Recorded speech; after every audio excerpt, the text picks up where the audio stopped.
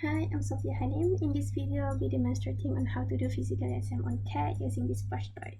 Firstly, we could do a general observation of the animal. We can assess the body condition score by looking at the ribs, looking at the spine, and we can also assess the posture of the animal when they are standing and their gait when they are walking. And make sure not to forget to assess the mentation of the animal, whether they are alert or dull and depressed. Next, we move on to the hands-on examination where we will be palpating the body for abnormal lumps and bumps or color and shape of the body structure, as well as palpating for any signs of pain.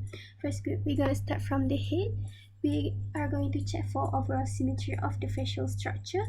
Let's start with the observing the eye. Make sure to assess both eyes one at a time. From here, we could see the color of the mucous membrane. We could assess the size of the pupil, whether they are symmetrical or not, color of the sclera, and general condition of the eye for any discharges or dryness. Next, we move on to the mouth.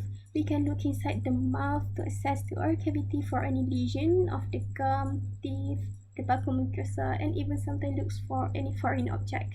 We can also assess the capillary fill time by pressing on the gum.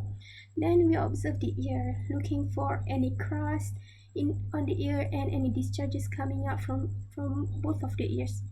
If we suspect there is issue of the internal ear, it can be further examined using otoscope. From there, we move to the cervical region or the neck area. Make sure to palpate the submandibular lymph node just below the jaw. Palpate around the trachea for thyroid gland as well. In case there is enlargement, we can palpate it. Then we move on to the overall skin of the cat. Make sure to run your fingers through the hair to be able to look for the skin underneath.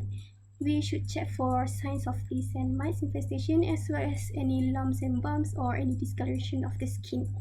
After that, we can listen to the heart. Place the stethoscope on the left side at the level of the elbow and listen to the sound and rhythm of the heart for any abnormalities. Heart rate can be assessed simultaneously with femoral pulse to check for any pulse deficit. Next, we assess the lung sound. Make sure to assess both of the upper airways and the lower airways of any signs of crackle or harsh lung sound. Make sure to assess all of the area of the thoracic cavity by moving cranially to caudally and divide it from the dorsal part to the middle part and the ventral part. Then we palpate the entire of both forelimbs. Make sure to palpate the muscle for pain, swelling, and symmetry. Check the joint by flexing and extending it, and we must look at the paws and observe between the digits for foreign sharp objects, mites, and any swellings. Then we palpate under the armpit for axillary lymph node. In healthy cat, it shouldn't be palpable. Moving on to the abdomen, we should move from cranial to caudal and dorsal to ventral to assess the size of the kidney, liver, and spleen by doing it like this. And make sure to move from cranial to caudal and dorsal to ventral to actually cover the whole area of the abdomen. Intestine can be palpated using single-handedly like this, and palpate for presence of feces if it is present. Palpate the bladder if it is turgid or not, and lastly the inguinal area for any enlargement of the lymph node.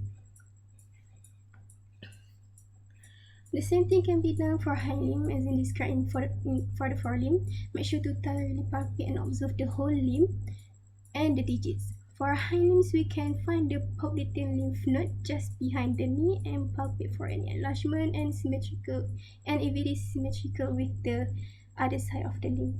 And lastly, we check the caudal area around the perineum. Examine the vulva if it is female, asterias the penis if it is male. Check for any swelling, discharge, and for male, we can palpate the scrotum for any kind of swelling and any signs of heat. Observe the perineum for any soiling, abnormal lumps and bumps, and check the anal tone of the animal as well by poking it around the perineum. We can also take body temperature during this time if it hadn't been done early on. That's all from me. Thank you.